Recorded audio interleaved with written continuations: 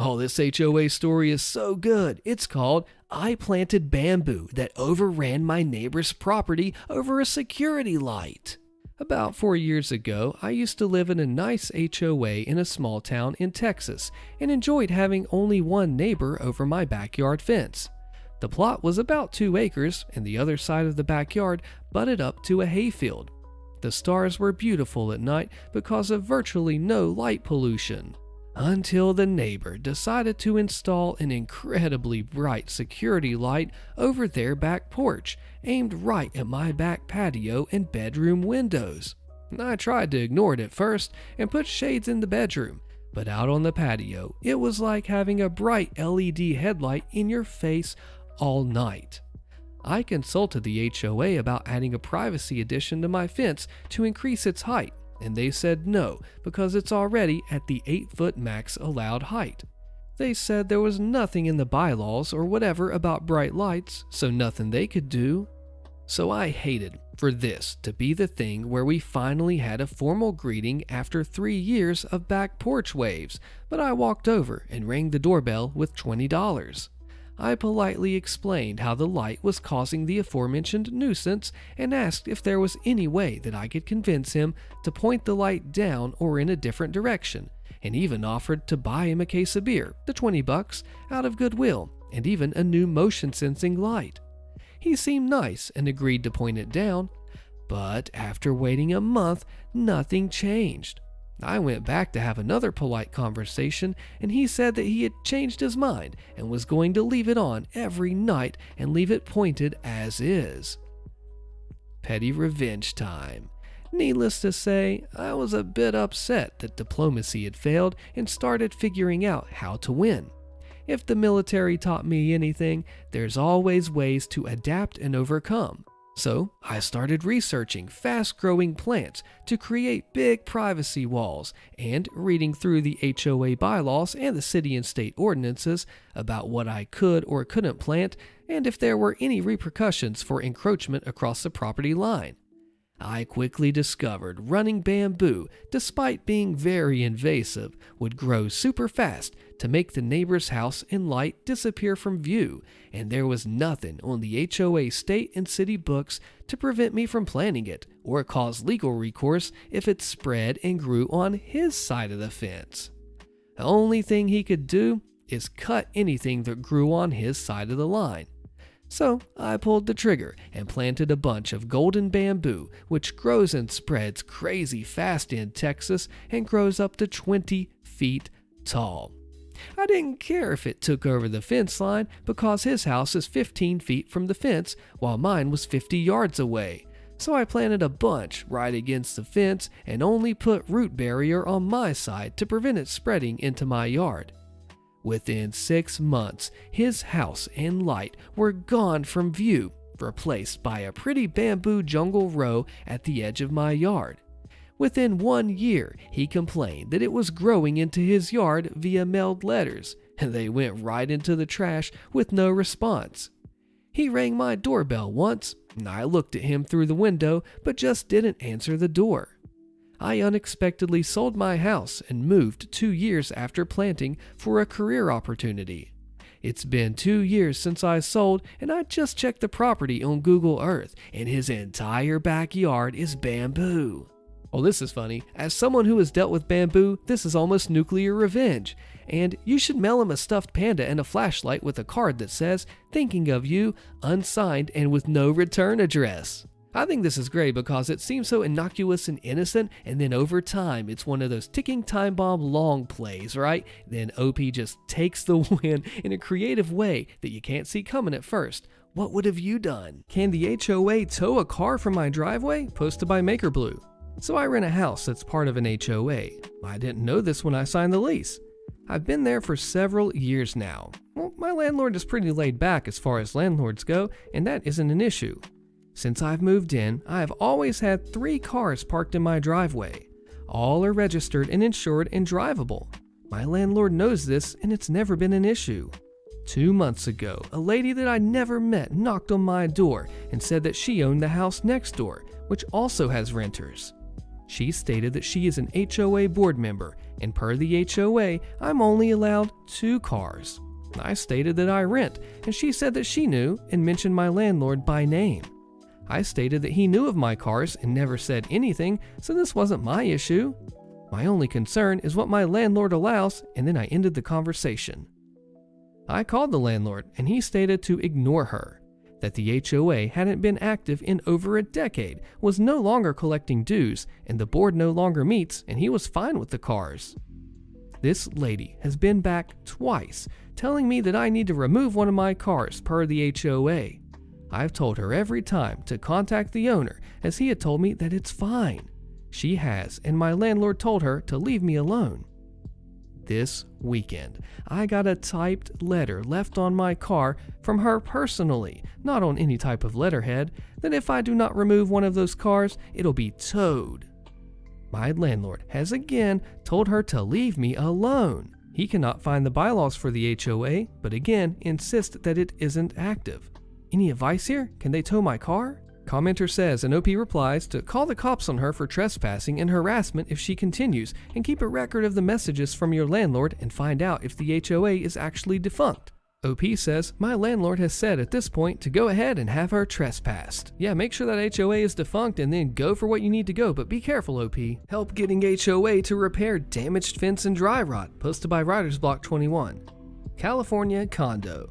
HOA is responsible for fence, roof, home exterior, and all common areas. The fence was damaged over time from trees growing along the fence line on my side of the fence.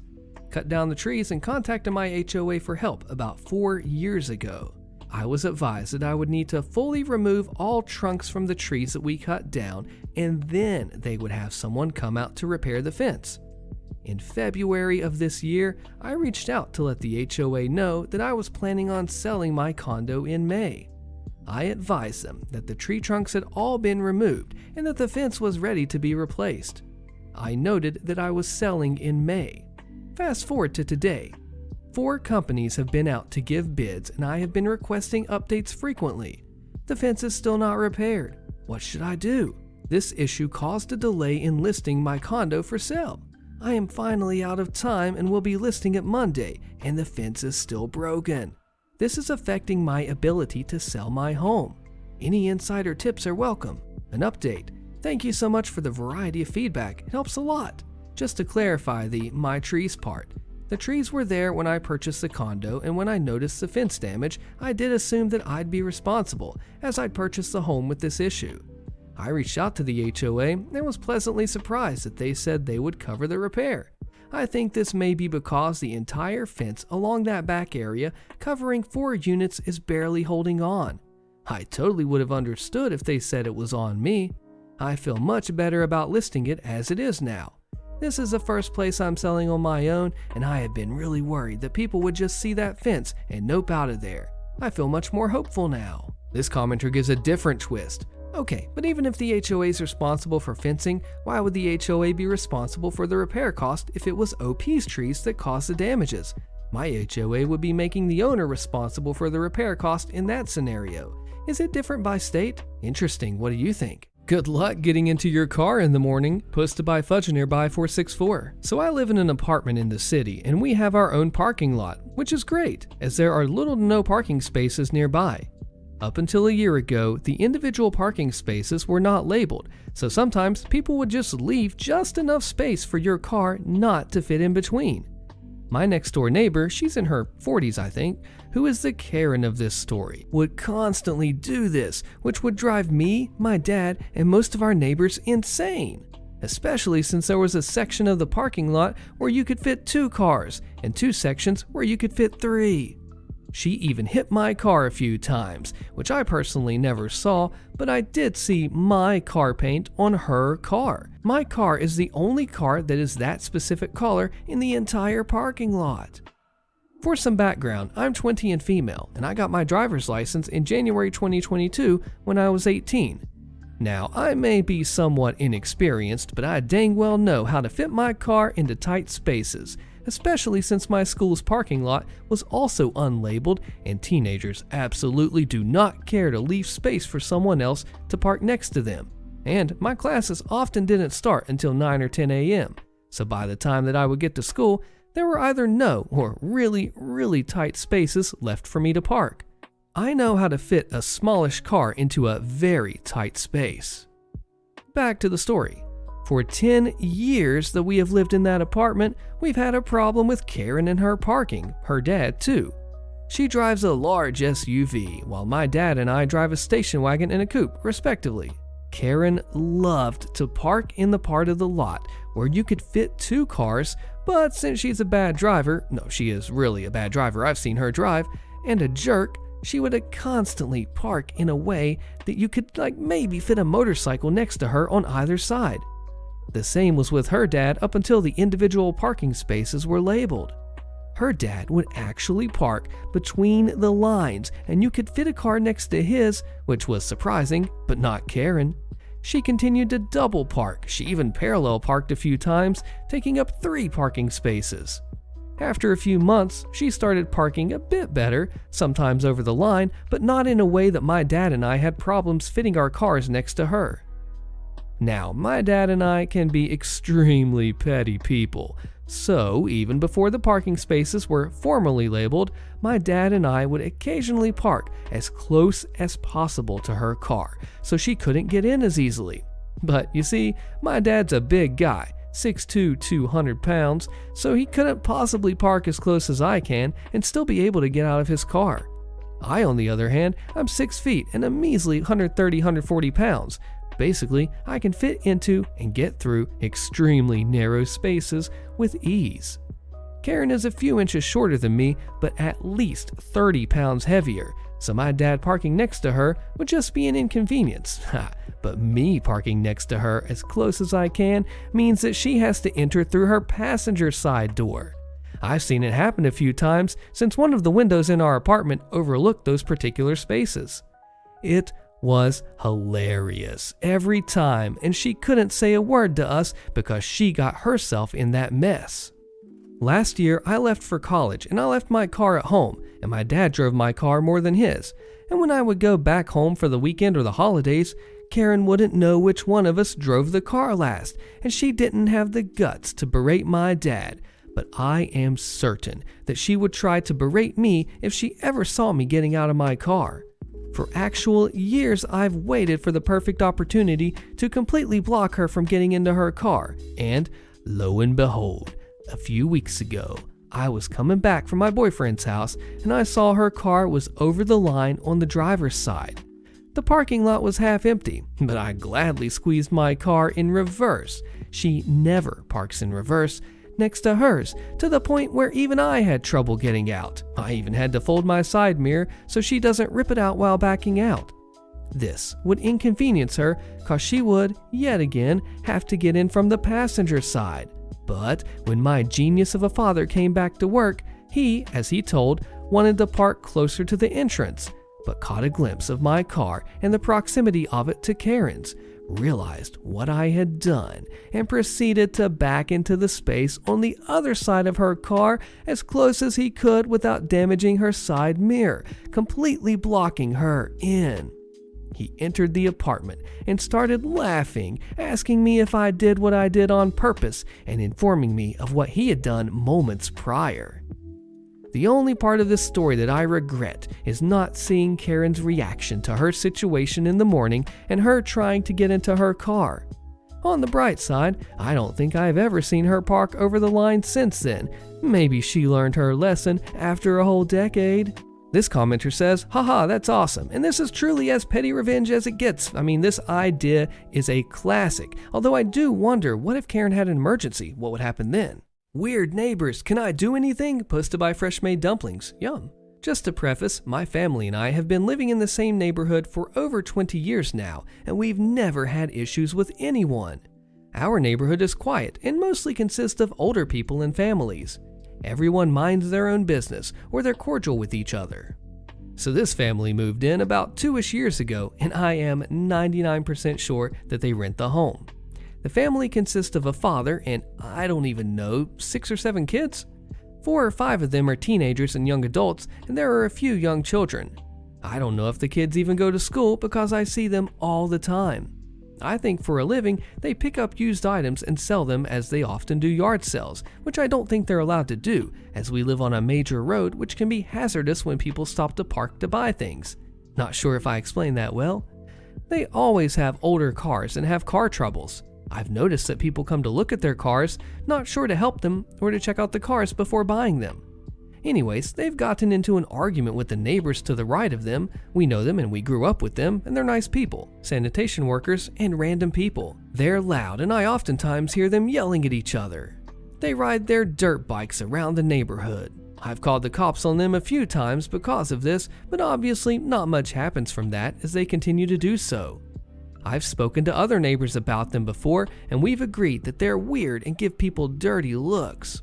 I've only interacted with this family once when one of the young kids kicked the ball onto our property and one of the older siblings asked if I could retrieve it. Things with that family started getting worse when one evening while I was watering my plants outside this past May, one of the older girls drove by and called me a dirty you-know-what.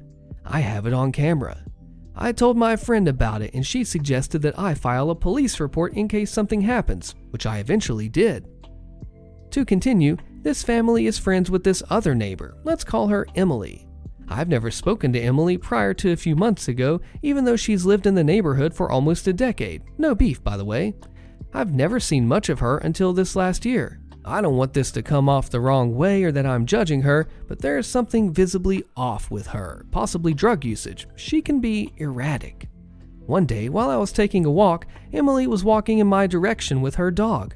She confronted me, and mind you, this was my first time speaking to her besides waving hello, and said that that family claimed that I accused Emily of stealing my packages and moving my sandals or something. I was in disbelief.